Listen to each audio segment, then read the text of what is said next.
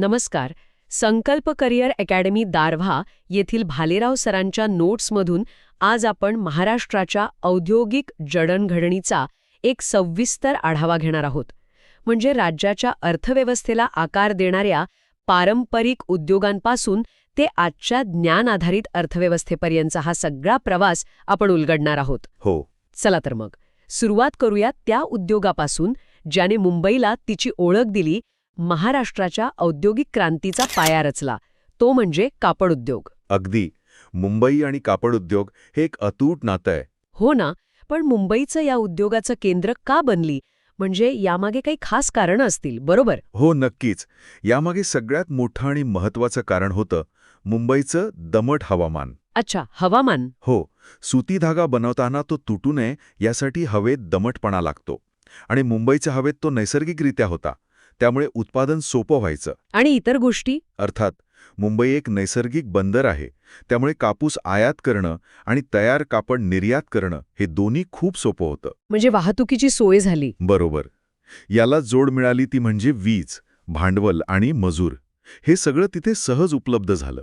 आणि म्हणूनच मुंबई कापड उद्योगासाठी एक परफेक्ट ठिकाण बनलं. आणि इथेच 7 जुलै 1854 रोजी कावसजी नानाभाई दावर यांनी स्पिनिंग अँड विविंग मिल नावाने पहिली कापड गिरणी सुरू केली. हो, ही फक्त एका उद्योगाची सुरुवात नव्हती.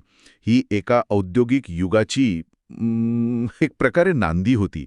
पण हा उद्योग फक्त मुंबईपुरता नाही राहिला, तो संपूर्ण महाराष्ट्रात पसरला, विशेषतः सहकारी तत्वावर. हो, आणि इथेच इचलकरंजीचं उदाहरण खूप महत्त्वाचं ठरतं, कोल्हापूर जिल्ह्यातलं. महाराष्ट्राचं मँचेस्टर. अगदी. इचलकरंजीने सहकारी सूतगिरण्यांच्या माध्यमातून स्वतःची एक वेगळी ओळख निर्माण केली. शेतकऱ्यांनी एकत्र येऊन गिरण्या चालवल्या आणि हा प्रयोग इतका यशस्वी झाला की त्याला महाराष्ट्राचे मँचेस्टर असं म्हटलं जाऊ लागलं. खरंय. आकडेवारी पाहिली तर आजही देशाच्या एकूण कापड उत्पादनात महाराष्ट्राचा वाटा जवळपास 50% आहे. 50%? ते काही नावांचा उल्लेख पण महत्वाचा आहे.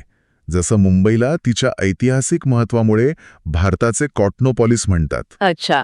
तर अहमदाबादला भारताचे मँचेस्टर आणि पूर्वेकडील बोस्टन ही ओळख मिळाली आहे. वा. आता हा उद्योग राज्यभर कुठे कुठे पसरला आहे ते पाहूया. हो, कोकणात मुंबई, ठाणे, भिवंडी ही तर पारंपरिक केंद्र आहेतच, पण पश्चिम महाराष्ट्रात या उद्योगाचं स्वरूपच बदललं. म्हणजे? जसं कोल्हापूरचं इचलकरंजी सहकारी चळवळीचं केंद्र बनलं, तर सोलापूरने चादरी आणि टॉवेल्समध्ये स्वतःची जागतिक ओळख निर्माण केली. हो, सोलापुरी चादर प्रसिद्ध आहे. अगदी. मग सांगली, सातारा, नाशिकमधलं मालेगाव, अहमदनगर, धुळे, प्रत्येक शहराने आपापलं वैशिष्ट्य जपलं आहे. आणि विदर्भ मराठवाड्यात? तिथेही औरंगाबाद, जालना, नांदेड आणि विदर्भात तर नागपूर, वर्धा, अमरावती हे कापूस उत्पादक प्रदेशच आहेत. त्यामुळे तिथेही गिरण्या उभ्या राहिल्या. देशाच्या पातळीवर पाहिलं तर? देशाच्या पातळीवर महाराष्ट्रापाठोपाठ गुजरात, मग तामिळनाडू, उत्तर प्रदेश आणि कर्नाटक या राज्यांचा क्रमांक लागतो. म्हणजे कापसाच्या शेतातनं निघून आता आपण ऊसाच्या फळात जाऊया, महाराष्ट्राच्या गोडव्याकडे, म्हणजे साखर उद्योगाकडे. असं म्हणतात की देशातील 36% साखर कारखाने एकट्या महाराष्ट्रात आहेत. हो, ही संख्या प्रचंड आहे. आणि त्याहूनही महत्वाचं आहे या उद्योगाचं स्वरूप. म्हणजे इथेही सहकारी चळवळ? अगदी. इथे तर सहकारी चळवळीने क्रांतीच घडवली. अहमदनगर जिल्ह्यातल्या प्रवरानगर येथे पद्मश्री विठ्ठलराव विखे पाटील यांनी फक्त महाराष्ट्रातलाच नाही तर संपूर्ण आशिया खंडातला पहिला सहकारी साखर कारखाना सुरू केला. आशिया खंडातला पहिला? हो. हा केवळ एक औद्योगिक मैलाचा दगड नव्हता. याने आर्थिक सत्ता थेट शेतकऱ्यांच्या हातात दिली आणि ग्रामीण नेतृत्वाची एक नवी पिढी तयार झाली. आणि त्याचा प्रभाव आजही राज्याच्या राजकारणावर आणि समाजकारणावर दिसतो. नक्कीच. उत्पादनाच्या बाबतीतही महाराष्ट्र देशात पहिल्या क्रमांकावर आहे, नाही का? 2018-19 मध्ये राज्यात 107 लाख टन साखरेचं उत्पादन झालं. बरोबर. आणि याचं श्रेय काही ठराविक जिल्ह्यांना जातं, विशेषतः अहमदनगर जिल्ह्याला. नगर जिल्हा साखर उत्पादनाची राजधानी. हो, म्हणायला हरकत नाही. राज्यातील 41% आणि देशातील तब्बल 10% साखर उत्पादन एकट्या नगर जिल्ह्यात होतं. अरे वा. याचं कारण म्हणजे गोदावरी आणि प्रवरा नद्यांच्या खोऱ्यातील सुपीक जमीन आणि पाण्याची उपलब्धता. त्यामुळे इथे ऊसाचं क्षेत्र प्रचंड वाढलं. नगरनंतर कोल्हापूरचा क्रमांक लागतो, बरोबर? हो, कोल्हापूर दुसरा. तिथे पंचगंगा आणि दूधगंगा नद्यांच्या खोऱ्यात ऊस पिकतो. मग पुणे जिल्हा आहे, जिथे भीमा, नीरा नद्यांच्या खोऱ्यात ऊसाची लागवड होते. म्हणजे सातारा, सांगली, सोलापूर या सगळ्या जिल्ह्यामध्ये एक समान धागा दिसतोय, तो म्हणजे नदी खोऱ्यांची सुपीकता. अगदी हाच पॅटर्न आहे.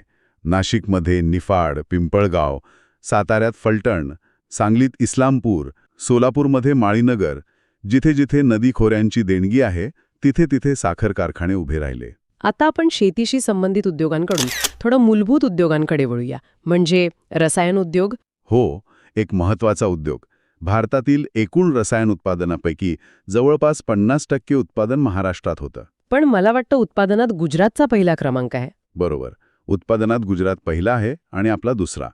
तरीही 50% वाटा असणं ही खूप मोठी गोष्ट आहे. मुंबई, कल्याण, पनवेल हा पट्टा, पुणे, औरंगाबाद आणि नागपूर ही याची प्रमुख केंद्र आहेत. आणि या रसायनांचा मुख्य उपयोग तर शेतीसाठीच होतो ना, कीटकनाशके, खतं, औषधं यासाठी. हो, मुख्यत्वे. पण याचा वापर फक्त शेतीपुरता मर्यादित नाही. अच्छा. उदाहरणार्थ, सल्फ्युरिक ॲसिडचा वापर कापड उद्योगात सुतावर प्रक्रिया करण्यासाठी होतो, चामड्याचा उद्योगातही होतो, अमोनियम क्लोराईडसारखी रसायनं बॅटरी उद्योगात वापरली जातात. म्हणजे हा एक पायाभूत उद्योग आहे, ज्यावर इतर अनेक उद्योग अवलंबून आहेत. अगदी बरोबर. आणि याच रसायन उद्योगाचा एक महत्त्वाचा भाग म्हणजे खत उद्योग. नायट्रोजन खताच्या उत्पादनात जगात आपला 3रा क्रमांक लागतो, चीन आणि अमेरिकेनंतर. हो, पण वापराच्या बाबतीत मात्र आपण जगात 2ऱ्या क्रमांकावर आहोत, चीननंतर. इथेच एक गंमत आहे. बरोबर. उत्पादनात 3रे आणि वापरात 2रे याचा सरळ अर्थ असा की आपलं उत्पादन आपल्या गरजेपेक्षा खूप कमी आहे. म्हणजे आपण आयात करतो. हो, आपण युरियाची 85% गरज देशांतर्गत उत्पादनातून भागवतो, पण उरलेला 15% आयात करावा लागतो. आणि फॉस्फरस आणि पोटॅशियम ही खतं तर जवळपास 100% आपण आयातीतूनच भागवतो. बापरे, याचा अर्थ आपली शेती आंतरराष्ट्रीय बाजारावर अवलंबून आहे. अगदी. ही एक मोठी आर्थिक आणि काय म्हणतात त्याला, सामरिक कमजोरी आहे. महाराष्ट्रात किती खत कारखाने आहेत? एकूण 11 खतं कारखाने आहेत. मुंबईतलं तुर्भे, रायगडमधलं थळ, वायशेत ही मोठी केंद्र आहेत. आणि नागपूरच्या कामठी येथील प्रकल्प हा राज्यातला एकमेव सहकारी खतं प्रकल्प आहे. खतं आणि कीटकनाशकांकडून आता आपण थेट औषध उद्योगाकडे येऊया. इथेही महाराष्ट्राने एक ऐतिहासिक कामगिरी केली आहे. नक्कीच. भारतातील पहिली सार्वजनिक क्षेत्रातली औषध company Hindustan antibiotics limited 10 March 1954 रोजी पुण्याजवळ पिंपरी चिंचवड येथे सुरू झाली. म्हणजे स्वातंत्र्यानंतर लगेचच. हो, विचार करा, भारत नुकताच स्वतंत्र झाला होता आणि पुण्यात पेनिसिलिनसारखं जीवनदायी औषध बनू लागलं होतं. ही त्या काळात खूप मोठी गोष्ट होती. आज तर पुणे, मुंबई, नाशिक हा पट्टा औषध निर्मितीचा एक मोठा हब बनला आहे. बरोबर. ग्लॅक्सोस्मिथक्लाइन सारखी आंतरराष्ट्रीय कंपनी नाशिकमध्ये आहे, सिप्ला पनवेलमध्ये आहे आणि पुणे, मुंबई, सातारा पट्ट्यात आयुर्वेदिक औषध कंपन्यांचीही मोठी साखळी आहे. आणि रायगडमधल्या रसायनी येथील हिंदुस्तान इन्सेक्टिसाइड्सचा कारखाना. हो, तो तर कीटकनाशके बनवणारा देशातील सर्वात मोठा कारखाना आहे. आता औषधांनंतर वळूया कागद उद्योगाकडे. कागद उद्योग. देशातील पहिला कागद कारखाना तसा 1812 मध्ये सेरामपूर, पश्चिम बंगाल येथे सुरू झाला होता, पण महाराष्ट्राचा वाटाही मोठा आहे. देशाच्या एकूण कागद उत्पादनात महाराष्ट्राचा वाटा 18% आहे. आणि याचं मुख्य केंद्र कोणतं? चंद्रपूर जिल्ह्यातलं बल्लारपूर. याचं कारण म्हणजे चंद्रपूर आणि गडचिरोलीच्या जंगलात कागद निर्मितीसाठी लागणारा बांबू आणि कच्चा माल मोठ्या प्रमाणात उपलब्ध आहे. अच्छा. याशिवाय पुण्यातील भिगवण, रायगडमधील खोपोली आणि नाशिकमधील इगतपुरी इथेही कागद निर्मितीचे कारखाने आहेत. आता काही इतर महत्त्वाच्या उद्योगांचा थोडक्यात आढावा घेऊया, जसं की सिमेंट उद्योग. हो, जिथे चुनखडीचे साठे आहेत तिथे सिमेंट उद्योग विकसित झाला, म्हणजे चंद्रपूर आणि रत्नागिरी. मुंबईतील तुर्भे येथे मोठी तेल शुद्धीकरण कंपनी आहे. आणि आता एक नवीन क्षेत्र खूप वाढतंय, वाईन उद्योग. अगदी. नाशिक तर आता भारताची वाईन कॅपिटल म्हणून ओळखलं जातं. हो ना, तिथल्या द्राक्षांपासून बनवलेल्या वाईनने आंतरराष्ट्रीय बाजारपेठेत नाव कमावलं आहे. याशिवाय छोटे पण महत्त्वाचे उद्योगही आहेत. अंबरनाथचा आगपेटी उद्योग किंवा सिंधुदुर्गातील सावंतवाडी आणि रायगडमधील पेणची प्रसिद्ध लाकडी खेळणी. हे उद्योगही स्थानिक अर्थव्यवस्थेसाठी खूप महत्त्वाचे आहेत. खरंय. आणि या पारंपरिक उद्योगांच्या पलीकडे जाऊन आता आपण महाराष्ट्राच्या आधुनिक अर्थव्यवस्थेच्या इंजिनकडे येऊया. माहिती तंत्रज्ञान, IT उद्योग. हो, पुणे आणि मुंबईने तर जगात आपली ओळख निर्माण केली आहे. पण हा विकास आपोआप झालेला नाही का? नाही, अजिबात नाही. यामागे एक सुनियोजित धोरण आहे. यात MIDC, सिडको आणि STPI या संस्थांनी खूप मोठी भूमिका बजावली. त्यांनी काय केलं नेमकं? MIDCने औद्योगिक पायाभूत सुविधा निर्माण केल्या, तर STPIने सॉफ्टवेअर निर्यातीला प्रोत्साहन दिलं. या सगळ्यांनी मिळून राज्यात 37 सरकारी IT पार्क्स विकसित केली. आणि खासगी IT पार्क्सची संख्या तर त्याहूनही जास्त आहे. एकट्या पुण्यात आणि उपनगरात 172 खासगी IT पार्क्स आहेत. मुंबई ठाणे पट्ट्यात 160. या आकडेवारीवरूनच या क्षेत्राचा आवाका लक्षात येतो. नागपूर, नाशिक, औरंगाबादमध्येही आता IT उद्योग मूळ धरू लागला आहे. IT सोबतच आणखी एक भविष्यवेधी क्षेत्र म्हणजे जैवतंत्रज्ञान. बरोबर. बायोटेक्नॉलॉजी. राज्यात 2 मोठी जैवतंत्रज्ञान संकुल आहेत. एक जालना येथे, जे बियाणे उद्योगासाठी महत्त्वाचं आहे, आणि दुसरं पुण्यातील हिंजवडी येथे. या सगळ्या विकासाला पाठबळ देण्यासाठी राज्यात औद्योगिक वसाहतींचं एक मोठं जाळं आहे. यात पंचतारांकित औद्योगिक वसाहती ही संकल्पना मला खूप आकर्षक वाटतेय.